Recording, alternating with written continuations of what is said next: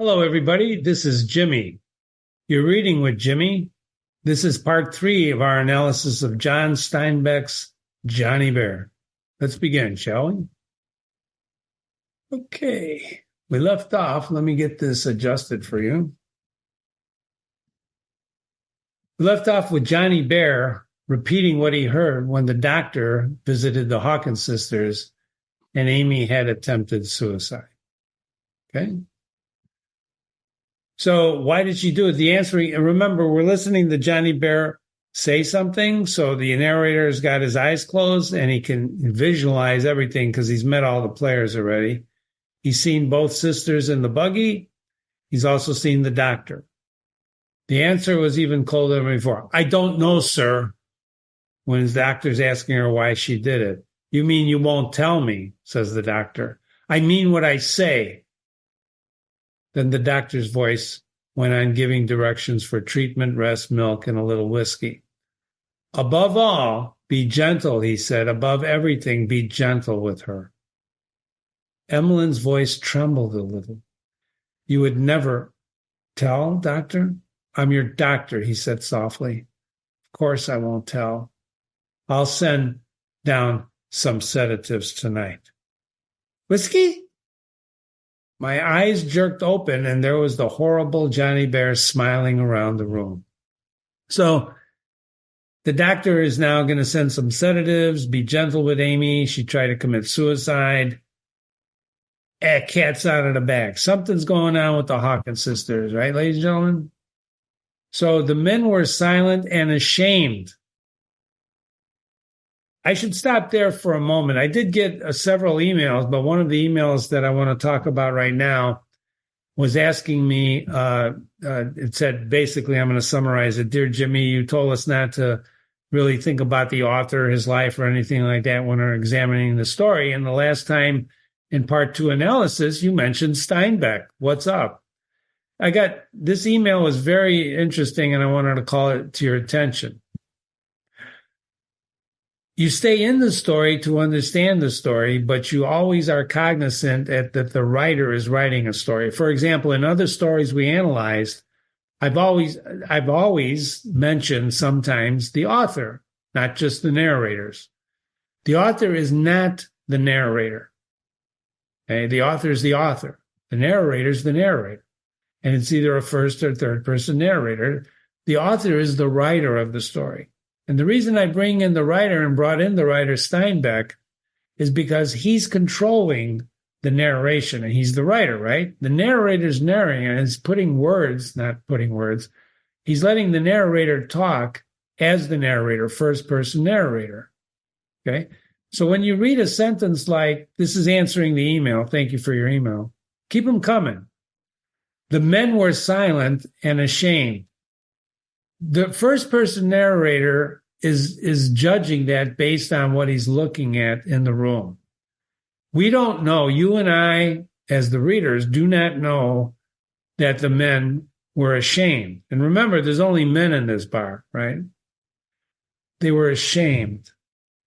We can conclude they were ashamed based on what we know about how they view the Hawkins sisters, the fog in Loma, what Loma is as a community. We can assume that listening to Johnny Bear talk about the attempted suicide of Amy, that in fact the men were ashamed. But that is the first person narrator saying that. Fat Carl looked at the floor. That could be an indication of being ashamed, right? He looked at the floor. Usually he's always looking up, right? But he's looking at the floor. I turned apologetically to Alex. Apologetically. Why is the narrator apologizing to Alex? For I was really responsible. You remember why? Because he's the one who gave Johnny the whiskey. He paid for the whiskey. He's the one, no one else did, who opened the door to this truth.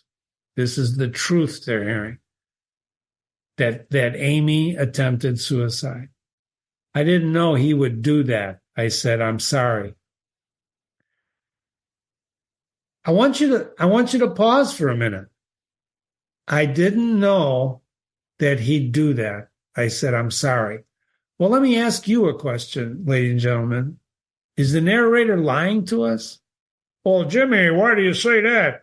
Well, I didn't know he would do that. Do what? You didn't know that he would recite something for whiskey? You didn't know that he would recite that particular story? You didn't know? Well, wait a minute. You heard the sing-song nasal voice and the softer, not nasal voice? Was that softer, not nasal voice Amy's voice you may have heard? I don't know. I don't know because he didn't tell us what was said, so it's hard to judge it, right? But I didn't know he would do that. I'm sorry. When you say you're sorry, why do you apologize? You're ashamed. Is the narrator ashamed too? Is he projecting his shame to the men of Loma? They seem ashamed. It's quiet. I walked out the door and went to the dismal room at Mrs. Rass's. I opened the window and looked out into the coiling, pulsing fog. Far off in the marsh, I heard the diesel engine start, and after a while, I heard the clang of the bucket that went to work. And the next morning, a series of accidents. So he's sorry. He opened the door. He leaves, goes to his room, and he hears his dredger dredging, right? Then they have some accidents, clip the legs neatly off one of the deckhands. Ugh. Ugh. You know, this narrator is good, and the writer who's, the Steinbeck, he's clipped the legs neatly. Just thinking about that.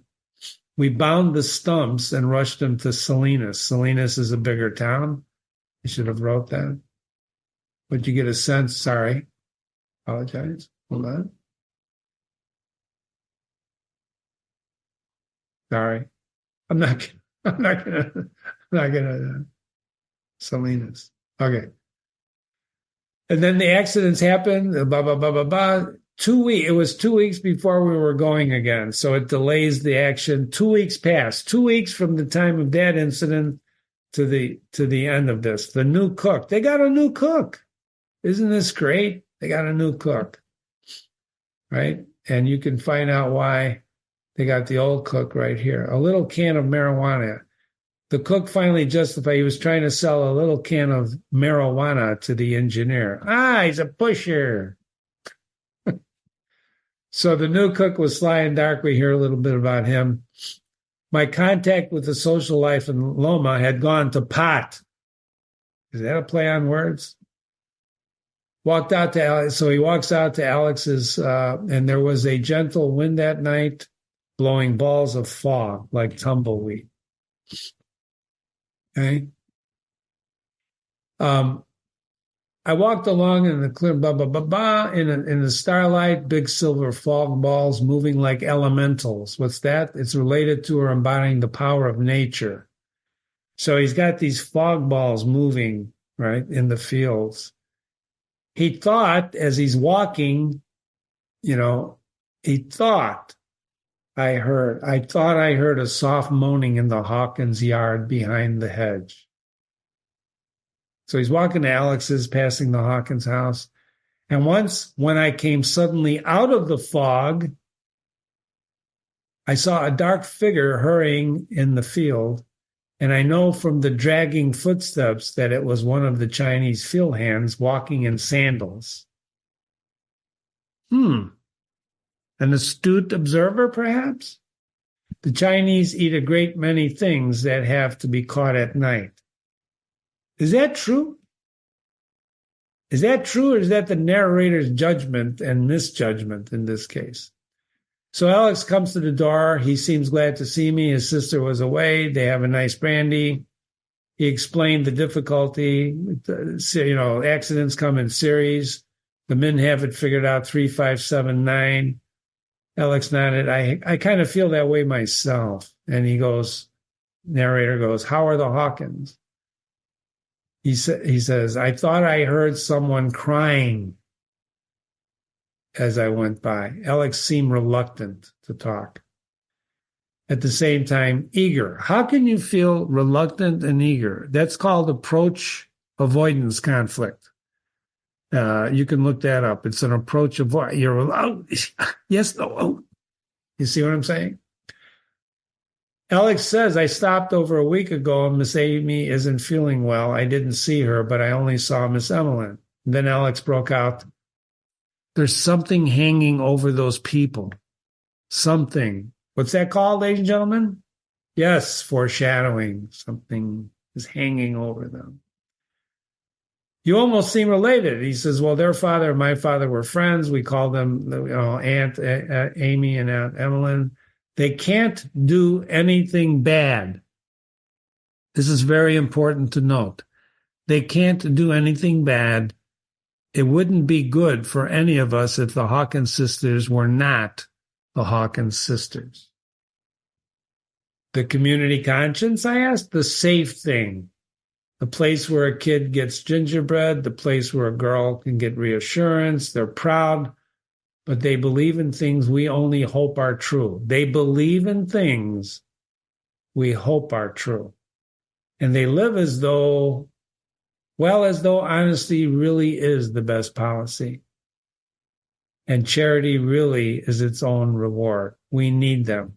I want you to think about that. This is Alex telling the narrator about the Hawkins sisters living as though honesty really is the best policy. Well, is it or isn't it? And charity really is its own reward. Well, they live. They're the symbols of goodness. Remember that. And the narrator says, I see. And Alex says, Evelyn is fighting something terrible. I don't think she's going to win. What's that called? Foreshadowing. What do you mean? Says the narrator. I don't know what I mean. Listen to this, ladies and gentlemen. I thought I should shoot Johnny Bear and throw him in the swamp. Whoa! Whoa! Whoa! I should shoot Johnny Bear and throw him in the swamp. I really thought about doing it. Holy mackerel. I thought about shooting Johnny Bear. This is Alex, the landowner who lives next to the Hawkins, and he wants to shoot Johnny Bear and throw him in the swamp. Murder? It's not his fault, I argued. He's just a kind of a recording. We're going to talk about that in a minute. So before we go to the next page, the narrator is now defending Johnny Bear. It's not his fault. Is it his fault? Of course it isn't. Whose fault is it?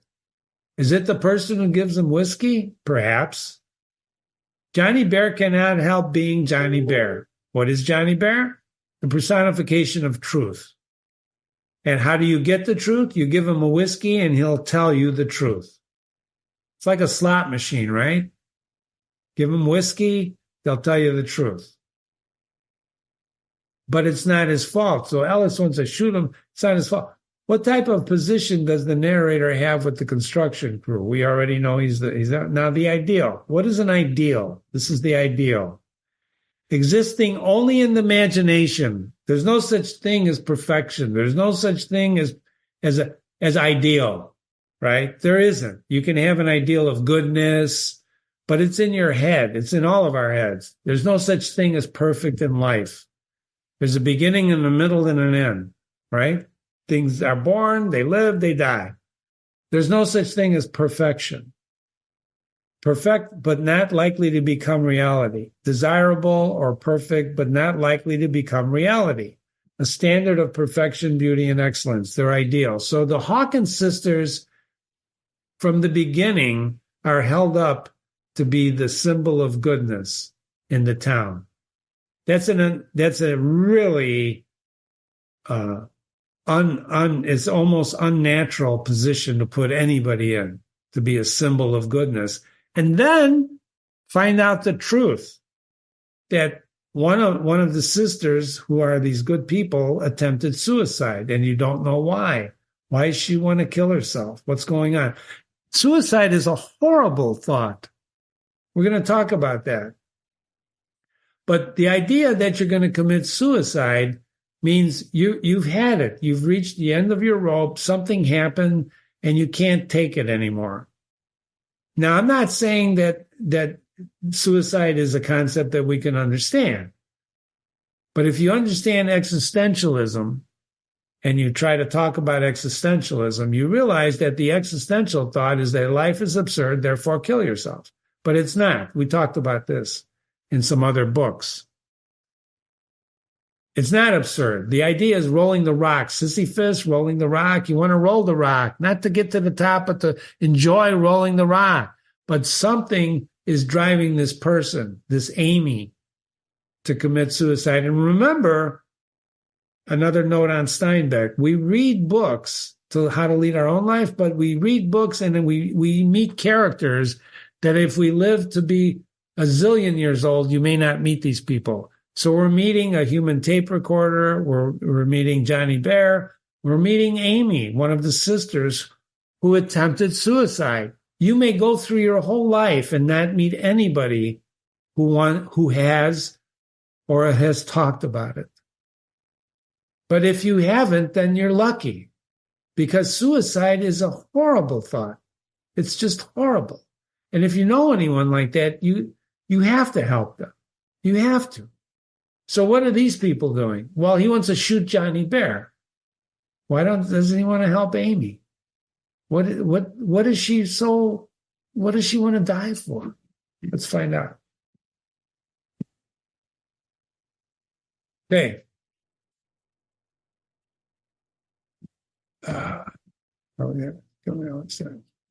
So recording. He's only a reproduction device, right? Reproducing device. You only use a glass of whiskey. He's defending Johnny Bear. They talked about some other things, and the fog was clinging through the cypress head of the Hawkins house. He smiled as he walked along at the way a man's thought can rearrange nature to fit his thoughts. Of course. We've seen this, throughout the story. The narrator is not rearranging nature. He's reading into nature. The fog is clinging to the hedge of the Hawkins house. What is the fog? The fog. You remember in the Bible, in Exodus, the last thing that God sent to the Pharaoh, kill the firstborn. It was this mist, this fog, this evil fog.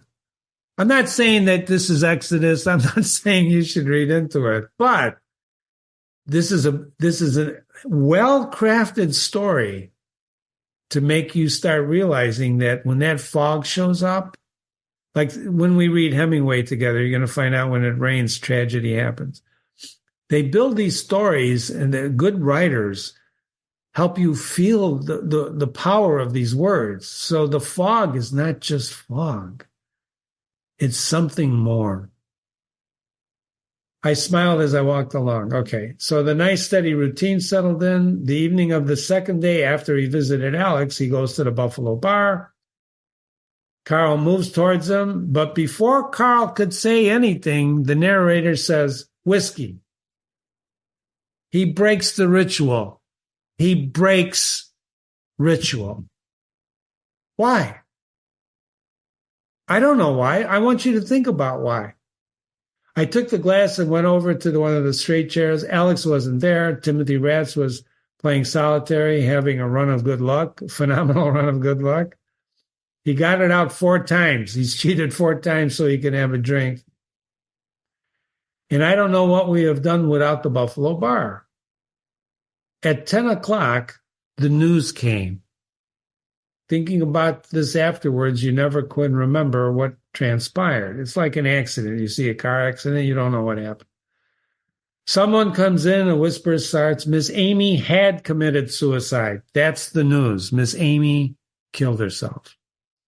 So it's no longer peeking in the window. It's no longer she tried. She really did it. At least that's what the rumor says. She had hanged herself. There wasn't much talk in the bar room about it. I could see that the men were trying to get it straight. It was a thing that didn't fit into their schemes. You think? Of course it didn't. They stood in groups talking softly. And here he comes, Johnny Bear. So he creeps in, his head is rolling. He's got the idiot smile. Whiskey for Johnny? Now, those men really wanted to know. They really want to know. They were ashamed, but their whole mental system required the knowledge. Fat Carl poured the drink. Fat Carl, who never gives drinks, pours the drink. Timothy Ratz put his cards down and stood up, and the bear drank the whiskey, and the narrator closes his eyes. So the narrator is living off of Johnny Bear's narration and just finding out the truth. They want the truth. They don't want the truth. They have the approach avoidance. They want to know. Fat Carl gives them the whiskey. The doctor's voice was harsh. Where is she, Emmeline?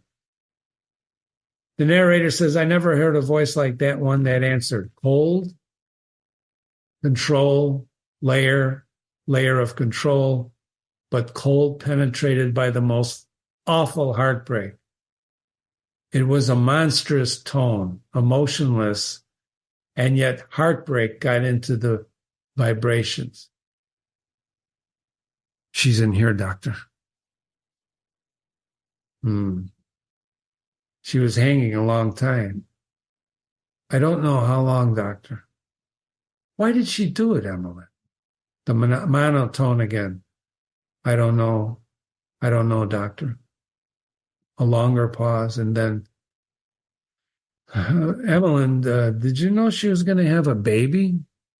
The chill voice cracked, and a sigh came through. Yes, doctor, she said very softly. If that was why you didn't find her or so... No, Emmeline, I didn't mean that, poor dear. The control was back in Emmeline's voice.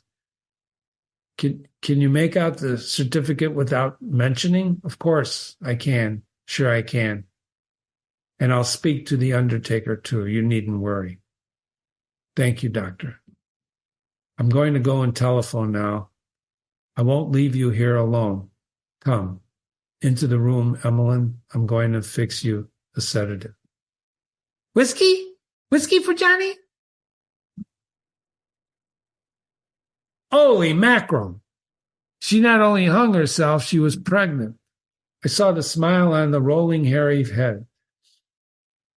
Carl poured out another glass. Johnny Bear drank it, crept back to the room, and crawled under the table and went to sleep. Nobody spoke. The men moved into the bar and laid down their coins silently. They looked bewildered, for a system had fallen. A few minutes later, Alex came into the silent room, and he walked quickly to me, and he said, Have you heard? Yes. I've been afraid, he cried. I told you a couple nights ago, I've been afraid. I said, Did you know she was pregnant? He stiffened. He looked around the room and then back at me. Johnny Bear?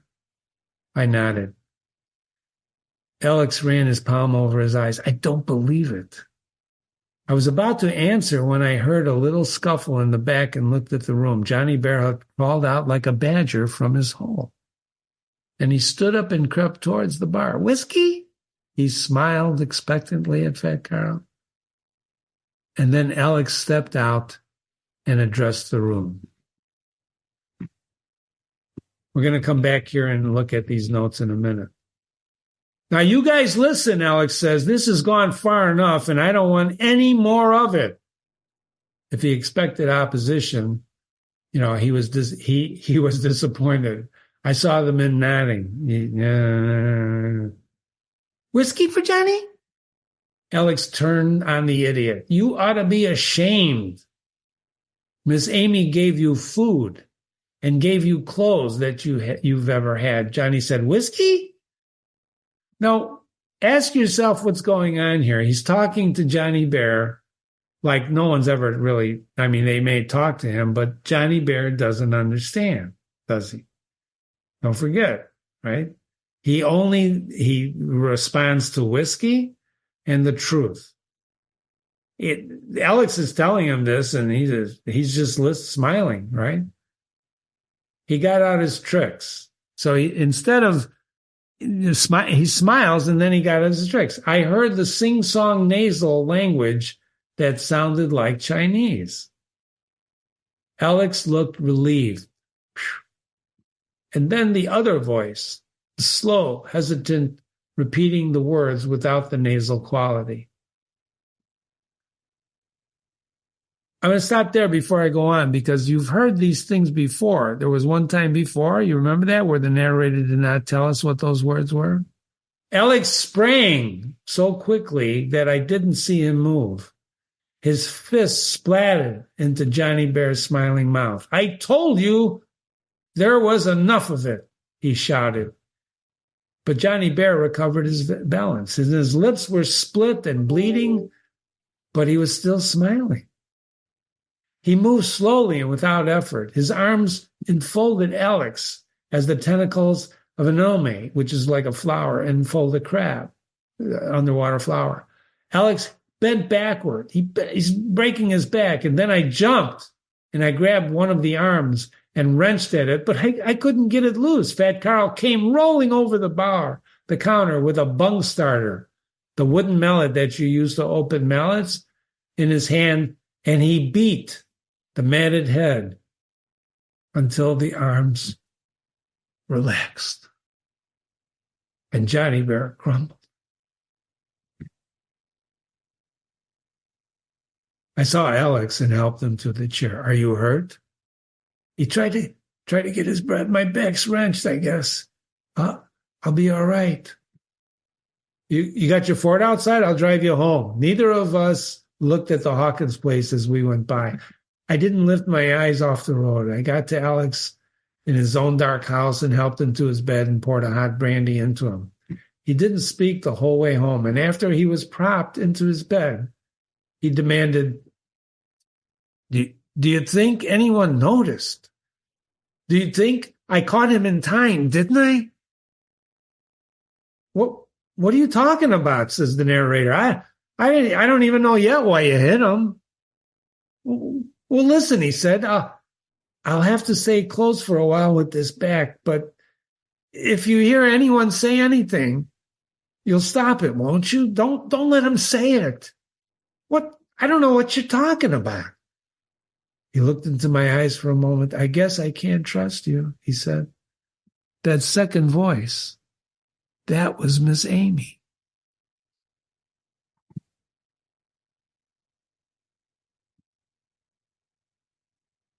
Whoa! That was Miss Amy. So they beat Johnny Bear. They stopped, and he's worried now that no one else heard what the truth. And what is the truth? Well, apparently, one of the Chinese, sharecroppers is the father of Amy's baby. That's what we have to conclude from this. Would you agree with that? Okay. Let's go back here for a moment. Sorry. Okay. Okay, so I want to just touch on the fog before we analyze this story. The fog is mentioned 13 times.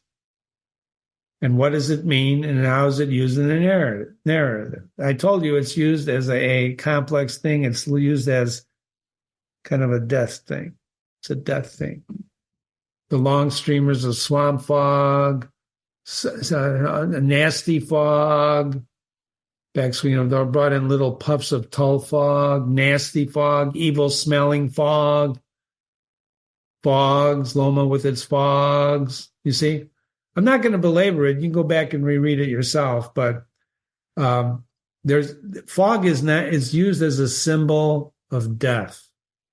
It's death. When you see this fog, it's death. So let's go to the story now. This is a sad story for me. I don't know if it is for you. They just don't want to handle the truth. So let me talk about this a little bit here.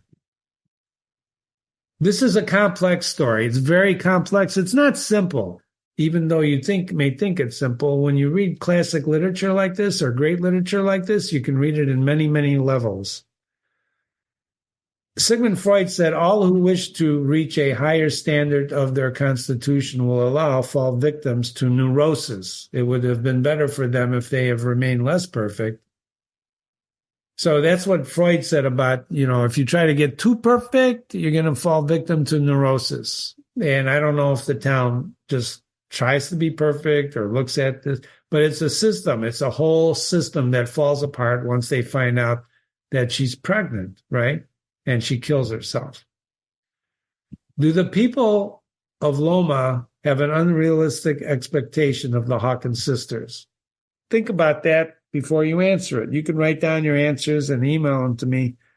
But do you, do I, do other people have unrealistic expectations of people? Do we expect them to be too good, too bad, too evil? Because people are people. People are not one way. People are complex. One of the things about a personality, it's complex. It's not one thing. There's never one thing. You can't be one thing. You're a mixture of things, right? So you're a complex human being. And human beings are complex. And when you give, like they did, the Hawkins sisters to be a symbol of goodness and only goodness, any hiccup in that picture is going to cause the picture to go through and fall apart. Pardon me. We're going to read one of Edgar Allan Poe's stories, the fall of the House of Usher. In the House of Usher, when the narrator approaches it, he sees a crack in the House of Usher. It's a crack. Okay? Human beings have cracks. They're not perfect. None of us are. You know the Gospels, don't you? You study a little bit about that. What did Jesus say? Not that I'm saying that you have to believe. He who is without sin cast the first stone. Everybody's a sinner. Everybody. Everybody has a complex personality. There is no such thing as perfect. So, do the people of Loma have an unrealistic expectation of the Hawkins sisters? I would say they do. They and then when it started coming apart, what do? They killed Johnny Bear. They beat the crap out of him because they can't handle the truth. Do the sisters have expectations of themselves? I'm going to say that they do. They've been brought up to believe, they've been treated as the symbol of good. So if people treat you like that, that's what the first conversation between Emmeline and Amy is about, isn't it? Amy, don't you ever have those feelings? Never. And if I did, I'd cut it away from me. So Emmeline's the one who wants to be perfect. And what are those feelings? Feelings of love? Feelings of affection? Feelings of something like that? I don't know. But people are comprised of feelings. You all have feelings. I have feelings. I got a little emotional at the end when they were beating Johnny Bear up. Maybe you heard it in my voice. Maybe you didn't. So this is a very clever story because while first-person narration, somehow Johnny Bear is a third-person narrator. So I give Steinbeck full credit for this. This is a masterpiece, beautiful storytelling, because he makes Johnny Bear the personification of truth, which raises the level of this story to more than just a story about a human tape recorder and the fall of a system. It's whether or not you can handle the truth. Should you always tell the truth? Or should you live in a dream world and believe that the Hawkins sisters are all good? Right? If Johnny Bear wasn't there, if Johnny Bear wasn't in the story, if this story wasn't titled Johnny Bear, would we ever know what really happened to Amy Hawkins? There's no way. There's just no way you would know it. And that's the beauty of a story like this, because you and I can't know what's going on in other people's heads. You can't do it. You can only look at what they say, what they do, and draw some conclusions, sometimes erroneous, sometimes truthful. You don't know, but you never really know. So you have to just do your best to make the judgment. By the way, this is a website, you can copy that down right now, is the original John Steinbeck reading his story. I almost thought that I should have John Steinbeck read you the story instead of Jimmy, but I decided not to. I decided if you want to do it and hear the author read his own story, be my guest. I think my reading was better. He's just the author. I'm kidding. But if you go there and you listen to the story that John Steinbeck read, he doesn't start reading his story. He begins his story, his audio reading of the story with these words, and I copied them down for you. This is a story about a monster named Johnny Bear. This is out of the mouth of John Steinbeck. He's telling you this is a story about a monster. This is why I told you don't listen to other people, including the author. I think if you look at, when you go to that website, you tell me what Steinbeck looks like. This is a story about a monster named Johnny Bear. He really lived in Central California. I knew him. He caused a great deal of trouble before he was through. With respect to John Steinbeck, who, by the way, and again, he's an American writer. I think he's a great writer. He wrote some great screenplays. I believe he wrote the screenplay for a movie called Viva Zapata with Marlon Brando. If you haven't seen it, please do so. That's your homework. Steinbeck was an excellent wordsmith. Excellent. But I don't believe him when he says this is a story about a monster named Johnny Bear. He really lived in Central California. I knew him. He caused a great deal of trouble before he was through. I'm not saying that that's not true. I'm just saying that's a superficial reading of this story. Maybe intentionally he said that before he read it. Because if you read it at that level, he did cause a lot of trouble. He's kind of a monster, but he's not. Who's the monster here? Who's the monster? There's your assignment, ladies and gentlemen, and I want to see your email answers. Who's the monster? Johnny Bear physically looks like a monster, but who's the monster? Who is the monster? Is Johnny Bear a monster? If yes, what makes him a monster? If no, what is he? A monster is defined as an imaginary creature, typically large, ugly, and frightening. Well, that fits his, right? And you read the description of Johnny, but is he the monster? He fits the description of a monster. But what does a monster do? Or what is a monster? Use your imagination. He's the personification of truth. He only tells the truth. He can only tell the truth. Does that mean the monster is the truth? God, this is a complex story. I got goosebumps just with that thought. Maybe the monster is the truth. What are the motivations for beating Johnny? You can't handle the truth. We talked about that. What is the truth? That Amy Hawkins is human? Is that what this is all about? To be the ideal, you have to be human. What is the difference between the sisters? Concept, perception versus reality. We deal with that in all of our stories. Perception versus, especially with first-person narrators, perception versus the reality. What is the perception? What is the reality? It's just a fog, Jimmy. Of course it is. But the way he crafts it, the way he structures it, the narrator, the way he sees it, the way he talks about it, becomes more than a fog, right? Perception versus reality. The narrator is not a citizen of Loma. He doesn't live there.